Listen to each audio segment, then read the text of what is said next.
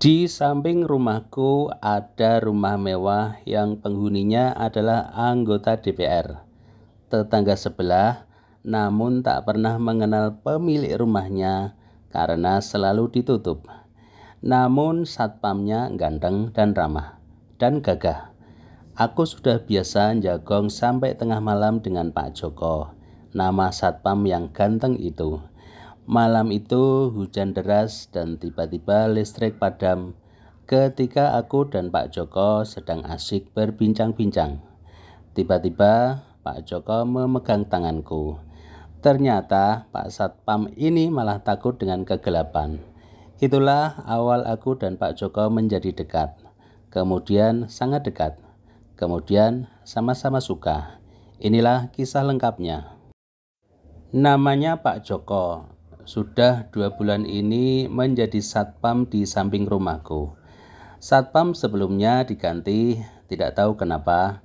Aku juga jarang menyapanya karena ia seolah memang menjaga jarak kepada pemilik rumah sebelah, yaitu aku.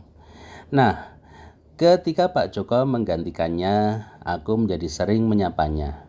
Selain ramah, Pak Joko ini ganteng abis coy, terus tinggi dan berkumis. Sebuah pemandangan yang tak pernah aku lewatkan adalah ketika ia melepaskan seragam dinasnya dan hanya mengenakan kaos dalam warna putih. Perutnya yang buncit membuat aku ingin menyentuhnya. "Lagi santai Pak Joko," kataku sambil mendekat dan duduk di bangku panjang di samping posnya. "Iya mas, gerah.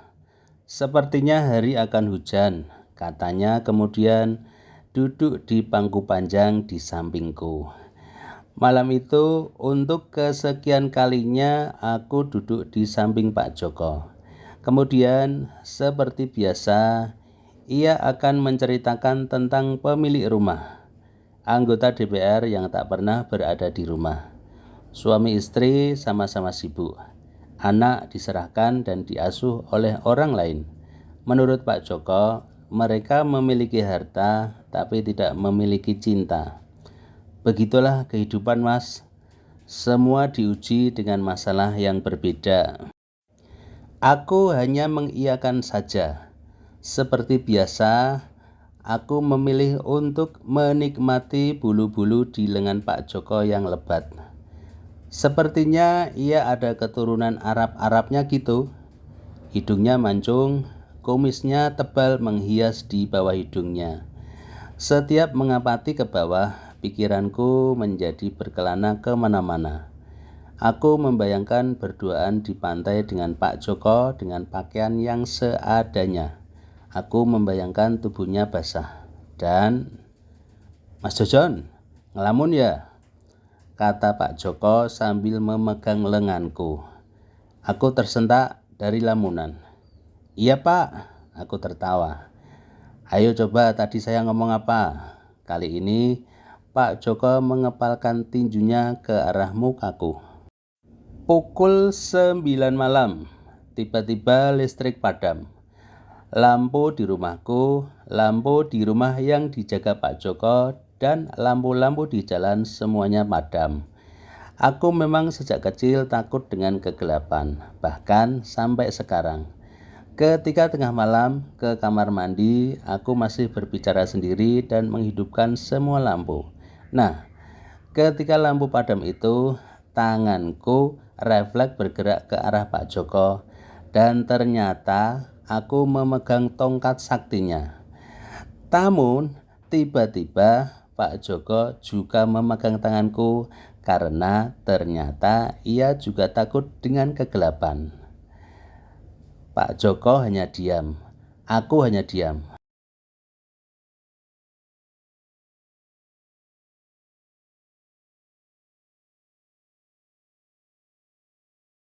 "Sudah menyala mas listriknya," tiba-tiba Pak Joko berkata.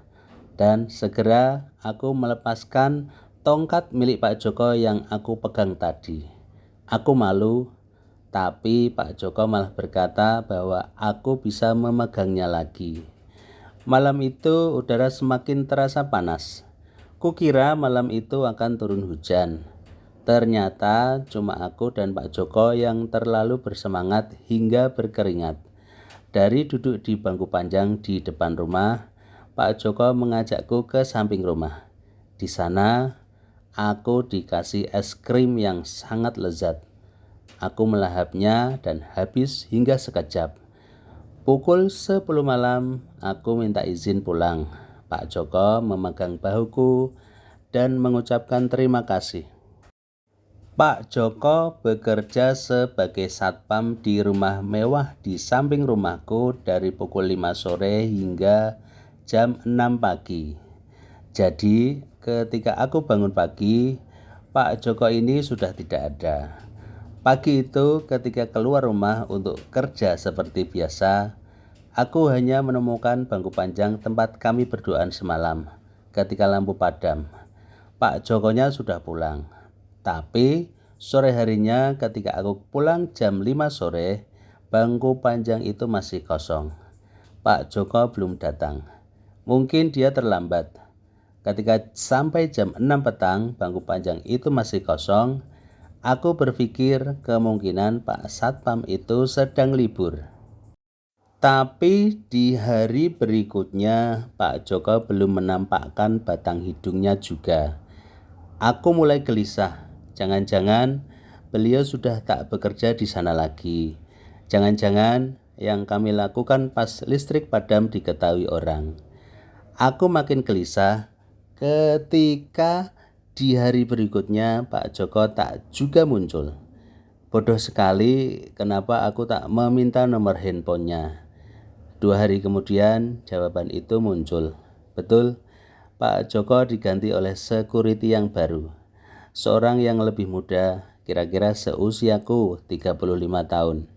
Dari security yang baru ini, tahulah aku bahwa Pak Joko ini telah dipecat gara-gara melakukan perbuatan yang tidak seharusnya.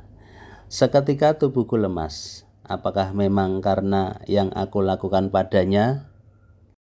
Setelah berbincang-bincang sebentar dengan Mas Satpam yang baru, aku berhasil mendapatkan info tentang kediaman Pak Joko. Malam itu, aku langsung OTW menuju lokasi yang telah ditunjukkan Mas Satpam yang baru. Dari rumahku, aku harus menempuh perjalanan kira-kira 1 jam ke selatan. Rumah Pak Joko ada di samping toko busana muslim. Dindingnya dicat warna kuning. Begitu penjelasan Mas Satpam yang baru. Deg-degan juga aku ketika sudah berada di depan rumah bercat kuning. Pintunya tertutup, tapi sepeda motor milik Pak Joko yang sering ia pakai ada di samping rumah. Dengan langkah ragu, aku melangkah mendekati pintu. Namun belum sampai di depan pintu dan mengetuknya, pintu itu sudah terbuka dari dalam. Pak Joko dengan kaos oblong dan celana pendeknya muncul dengan senyum mengembang. "Sudah kuduga kau pasti akan mencariku," katanya sambil menjabat tanganku, kemudian menariknya hingga aku jatuh ke dalam pelukannya. Masih menggenggam tanganku, Pak Joko membawaku duduk di ruang tamu. Di atas sofa panjang, akhirnya kami duduk. Pak Joko di sampingku, masih memegang tanganku. Kami saling memandang dan tersenyum. "Kamu kangen aku ya?" Ia bertanya dan aku hanya tertawa. Entah mengapa aku sangat senang sekali bisa bertemu dengan Pak Joko lagi. Mungkin karena hampir tiap malam kita bertemu dan jagong ke sana dan kemari. Dan yang paling aku ingat adalah malam kemarin, ketika lampu mati. Semua masih melekat di kepalaku, semuanya. Ketika aku dan Pak Joko sama-sama berkeringat di samping rumah yang tanpa penerangan. Dan aku semakin lega ketika Pak Joko mulai bercerita bahwa ia bukan dipecat, melainkan mengundurkan diri. Ia lebih mementingkan kesehatannya daripada harus begadang tiap malam, menjaga rumah orang dan tak melakukan apa-apa. "Malam ini nginep kan?" Tiba-tiba Pak Joko bertanya. Dan tahukah kamu bahwa pertanyaan itulah yang sangat aku tunggu-tunggu. Tentu saja aku langsung mengangguk. Boleh, boleh, kataku pelan, namun di dalam hatiku menjerit-jerit kegirangan. Tapi yang masih janggal bagiku adalah Pak Joko ini sendirian. Selama aku berada di dalam rumahnya, tak ada seorang pun yang keluar untuk menyapaku. Pun ketika suasana sudah semakin nyaman, aku memberanikan diri untuk bertanya tentang hal itu. Istrinya kemana, Pak? Dan dimulailah cerita panjang itu. Pak Joko duduk di sampingku sambil melingkarkan lengannya ke pundakku. Mulai bercerita tentang wanita bernama Endang. Wanita yang menikah dengannya selama 5 tahun tanpa anak. 5 tahun baik-baik saja sebelum kedatangan Sukimen, Kang Bakso yang hampir setiap malam lewat di depan rumah. Lalu beredar kabar burung yang sampai ke telinga Pak Joko bahwa Sukimen ini ternyata sering datang siang hari ke rumahnya tanpa mendorong gerobak bakso. Beberapa tetangga akhirnya mendapati Sukimen mendorong-dorong Endang dari belakang di dalam rumahnya, dan Pak Joko masih belum percaya. Hingga akhirnya Pak Joko melakukan penyelidikan sendiri. Hari itu Pak Joko pamit kepada Endang, diajak bos keluar kota. Jadi akan menginap semalaman. Untuk meyakinkan sang istri, Pak Joko membawa beberapa pakaian. Endang langsung percaya. Nah, hanya beberapa jam setelah kepergian Pak Joko, Sukimin datang tanpa membawa gerobak baksonya dan langsung masuk rumah. Kemudian pintu kembali tertutup dari dalam. Pak Joko yang melakukan pengamatan dari jauh akhirnya mempercayai berita itu. Ia langsung masuk kamar dan menghajar Sukimen si tukang bakso. Tak hanya itu, Pak Joko juga langsung mengembalikan sang istri ke rumah orang tuanya. Malam itu juga dengan 2 buah tas besar berisi pakaian milik Mbak Endang. Sejak itu, Pak Joko tak pernah melihat istrinya lagi. Kabar yang ia dengar, Endang telah menikah dengan Sukimin dan dikaruniai 1 anak laki-laki. Sejak itu Pak Joko tak ingin berhubungan lagi dengan perempuan. Ia lebih memilih teman laki-laki. Hal itu dilakukan untuk menjaga hatinya agar tidak terluka lagi. Dan sekarang laki-laki yang menjadi temannya itu adalah aku. Malam itu aku menginap di rumah Pak Joko, menemaninya, menghiburnya, membuatnya merasa tidak sendiri, membuatnya berkeringat lagi.